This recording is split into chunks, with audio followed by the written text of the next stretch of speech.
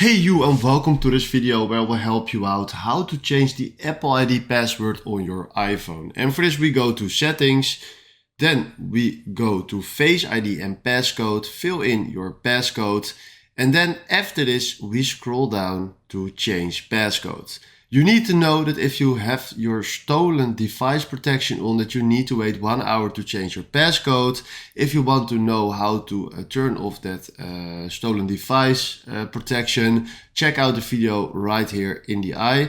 But right now, if I click here on change passcode, do your Face ID, fill in your currently passcode, and then you need to do, or what you need to do is enter your new passcode. Now, I don't need a new passcode, so for me it's fine right now. But if you want a new passcode, fill in here your new passcode. And then for the next 72 hours, you can use your previous passcode to reset your new passcode if you forget it. So you need to know that too.